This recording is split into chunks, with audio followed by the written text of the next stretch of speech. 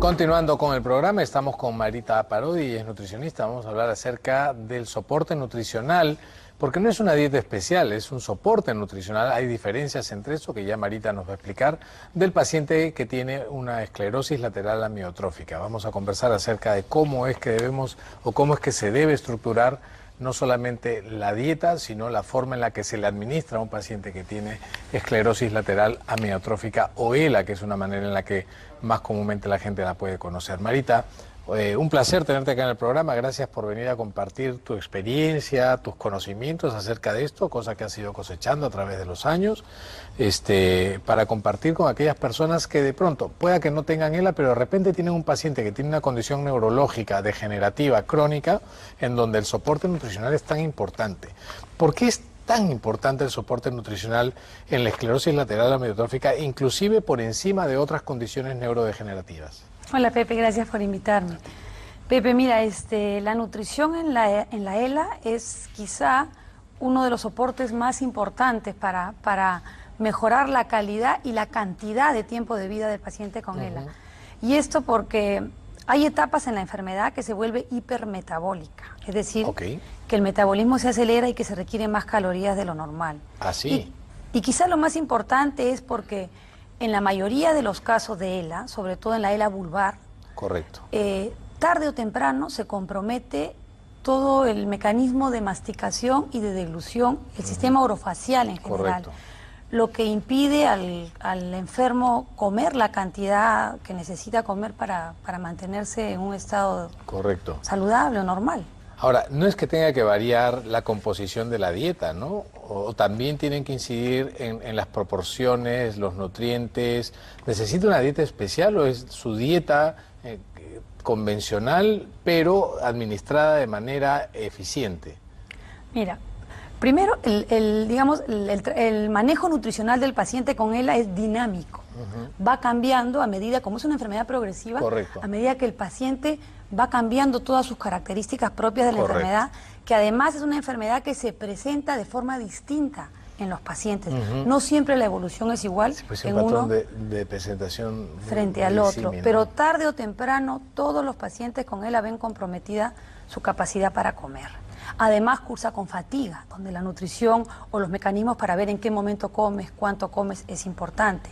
La consistencia es básica, porque si tú tienes una persona con dificultad, por ejemplo, para la lengua, que no puede mover o hacer un bolo alimenticio, o que no puede deglutir, y le pones un plato de comida convencional frente a él, va a demorar tanto, o se va a atorar tanto, que nunca va a lograr completar el plato. Entonces esto se viene dando, hay que observar y, digamos, tomar medidas a tiempo para evitar que el paciente se desnutra. Correcto. Porque cualquier enfermo de cualquier enfermedad, cuando es crónico y se desnutre, tiene un problema. Digamos, el pronóstico es bastante peor. Y en la ELA esto es peor aún. Correcto. Ahora, hablemos del estado nutricional. Tú dijiste hace un ratito que hay un estado de aumento del metabolismo, es decir, aumento del consumo calórico por la misma enfermedad en sí, asociado a los factores que se pueden ir sumando con respecto a la forma de deglutir, a la forma en la que el intestino empieza a absorber y digerir, a la forma en la que se empieza a mover, ¿no es cierto? Son factores que podrían sumar a una desnutrición. ¿Qué tan importante es el estado nutricional antes de la enfermedad en el paciente para mantener un buen nivel, y qué tan exitoso puede resultar mantener un buen nivel nutricional en un paciente con ELA? Es muy importante, sobre todo en el periodo previo a saber que uno tiene ELA, porque como bien vamos a conversar con el doctor previamente, el diagnóstico no es fácil. Entonces, hay un periodo largo en que no sabemos qué pasa, que se pierde tiempo. A veces los pacientes debutan con que han perdido 10 kilos en 6 meses y no sabemos por qué. Como el mecanismo, digamos, de la enfermedad per se no se conoce, no sabemos qué es lo que causa la ELA, probablemente el cuerpo, en este afán de defenderse de esto que lo ataca, acelera su metabolismo y el paciente pierde peso. Además, con la noticia de que tienes una enfermedad así, te deprimes, dejas de comer. Luego, además, hay algo que no hay que dejar de mencionar, que como pierde fuerza el paciente, a veces no lo dice, pero tiene un plato por delante y deja la mitad porque se cansó de elevar el tenedor o el cuchillo, y son una serie de cosas que se van sumando y que hacen que se desnutra. Sí, la dieta del paciente con ELA no es una dieta normal como la mía o como la tuya, tiene que ser una dieta súper nutritiva por un lado, porque no sabemos verdaderamente si son los radicales libres los que causan la enfermedad, si es la neurotoxicidad, si hay alguna bacteria, un virus, no sabemos. Entonces tenemos que cubrir todos los frentes. Correcto. Mejorar inmunidad, la fatiga hay que combatirla a toda costa. Si bien las terapias físicas son otro pilar importante para conservar el estado general del paciente con ELA, si tú no te nutres bien, como cualquier deportista o alguien que hace una actividad física adicional, no te favoreces de la terapia en sí. Entonces hay que tener una serie de estrategias, cuánto rato antes de la terapia vas a comer, si esa comida va a tener o no carbohidratos. Después de que acabas la terapia, dentro de las 2 horas siguientes hay que comer para que tu cuerpo no rompa tu músculo para sacar glucosa, porque esta enfermedad es además hipermetabólica. Entonces hay una serie de condiciones que es muy importante que sean manejadas por un nutricionista para que la calidad y cantidad de vida, insisto, del paciente con ELA sea mayor. ¿Es necesario recurrir a suplementos de vitaminas, minerales para complementar o para enriquecer el contenido de esa dieta en el paciente con ELA? En principio sí. Ahora, cada paciente es distinto. Es difícil lograr cubrir con la dieta todo lo que quisiéramos. Entonces sí hay, por ejemplo, antioxidantes, sí suelo dar en la mayoría de los casos. Solemos dar vitamina C, vitamina E. Muchos casos damos coenzima Q10, porque la mitocondria también está afectada. Yo uso mucho la manteca de coco o el coconut oil, que equivocadamente mucha gente dice que es para adelgazar. No, no es para adelgazar. No, es una grasa. Es una grasa que además da calorías, lo que nos sirve para la ELA. Para aumentar la densidad calórica. La densidad calórica, y también nos sirve para mezclar y hacer un conglomerado, dar mayor valor energético a una preparación, por ejemplo. Y también nos sirve para dar una energía rápida al cuerpo y conseguir combatir un poco la fatiga. Hay un montón de factores que son importantes. Antes de empezar la entrevista me estabas enseñando un par de artículos que a mí me sorprendieron muchísimo y que tienen que ver con el sobrepeso y la evolución de la enfermedad. Así es. Para todo el mundo el sobrepeso pues es una amenaza seria para la salud del planeta, de las personas. La vida se ve deteriorada por la obesidad y sobrepeso. Pareciera que no fuese así en el ELA. Cuéntanos un poco de estos artículos, por favor. Este estudio que te mostré recientemente es un estudio en 400 personas, pero lo que determina es que las personas que tenían ni siquiera sobrepeso, una obesidad leve, o sea, más allá del sobrepeso, tuvieron una sobrevida mucho mayor que los pacientes que iniciaron la enfermedad con un peso normal o con bajo peso. Y esto a mí me lleva a una conclusión. Quiere decir que la enfermedad destruye al cuerpo, porque es una enfermedad degenerativa y destruye los músculos. Y por lo general no hay un protocolo, por ejemplo, de nutrición o de terapia para cuidar ese cuerpo y cuidar ese peso. Por eso, lo principal acá es cuidar el peso. Entonces, eso es lo que ha llevado indirectamente a que un paciente que tiene sobrepeso o obesidad viva más o enfrente mejor los efectos tan terribles de la enfermedad. ¿Podría cambiar el curso de la enfermedad? Es decir, tú podrías tener aparentemente un ELA vulvar, que es de las formas más severas. Así es. Con un buen soporte nutricional podrías revertir esa fatalidad en el pronóstico que podría tener una forma, y teniendo una esclerosis lateral amiotrófica no vulvar, de alguna manera leve, para que lo entienda el público, con una mala dieta podría tener un peor curso de enfermedad. O sea, con un mal cuidado nutricional, por supuesto, y tengo casos evidentes. Yo soy vicepresidente de la Asociación de ELA Perú y he visto muchos casos, ¿no?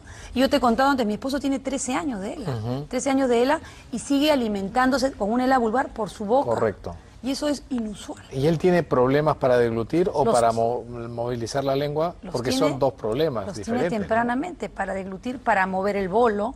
A veces no cierran bien la boca, hay un exceso de saliva, una serie de cosas. Pero si tú tienes un buen estado nutricional, por ejemplo, conservas tus músculos, una terapia orofacial puede ser beneficiosa para fortalecer esos músculos.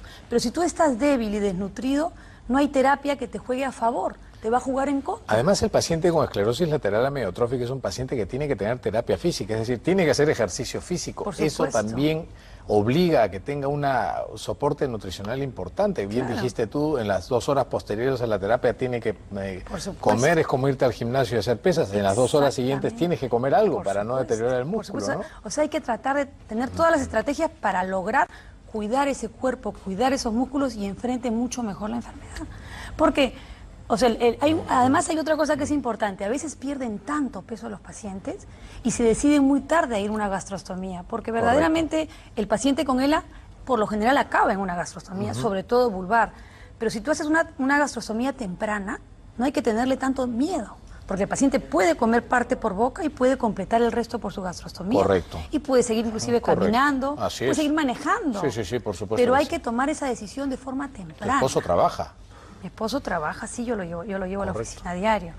Pero inclusive en la ELA de origen espinal, también la nutrición juega muchísimo a favor porque te favorece de esas terapias. Correcto. Evitas además que se comprometa tempranamente el sistema respiratorio. Claro, el diafragma, los músculos Las fibras del intercostales. diafragma son muy sensibles. Cuando hay desnutrición se afectan enormemente. Claro. Entonces, si tienes una enfermedad que es agresiva y progresiva y ya se afectaron los músculos del diafragma, difícilmente vas a salir del problema. Marita, una pregunta que no quiero que se me quede en el tintero tiene que ver con el tránsito intestinal y el patrón evacuatorio del paciente que tiene esclerosis lateral amiotrófica. ¿Hacen constipación, estreñimiento, hacen diarrea, alternan o pueden mantenerse? Y sobre esa base también tienen que trabajar ustedes a la hora de planear la dieta del paciente. Hay las dos cosas. Se dan las dos cosas. Hay pacientes que nos juegan muy en contra este tránsito acelerado, pues es terrible el tránsito acelerado, porque no lo llegas a renutrir, porque come y digamos se pierden los nutrientes en una evacuación rápida, ¿no? Sí, pero eso se asocia más cuando el paciente ya está un poco desnutrido. Y además, claro, porque hay como una disbiosis intestinal y una inflamación constante, y sí, claro, ahí hay que tener mucho cuidado con la dieta, y también se presenta lo contrario, el estreñimiento, y también hay que manejar muy bien la dieta porque es muy incómodo para el paciente padecer un estreñimiento, de todas maneras, ¿no? Así es. Bueno, Marita, felicito todo tu trabajo, tu esfuerzo. Yo sé que lo haces con una dedicación absolutamente basada en el amor que le tienes a tu esposo, pero también agradezco a nombre de todos los pacientes que puedan estar con esta condición, que no sepan que hay una asociación, ¿no? Claro. Tú eres vicepresidenta de la asociación. Sí, justamente van a pasar ahora aquí en el canal. Enhorabuena, gracias. yo te agradezco que hayas venido, siempre nos das la mano para los temas de nutrición, no solamente para esto, estamos a tus órdenes para lo que se te pueda ofrecer. Gracias por acompañarnos. Pepe, muchas gracias. Voy a cerrar el programa y regreso a seguir conversando contigo. Espero que el programa les haya gustado, espero que haya sido bastante informativo para ustedes. Ya lo saben, esta enfermedad tiene un buen manejo, hay que estar ahí, el equipo es multidisciplinario y espero que pronto la ciencia pueda lograr un medicamento que ayude a mejorar las condiciones de salud de esta enfermedad. No olviden lavarse las manos, nos vemos mañana. Chau, chau.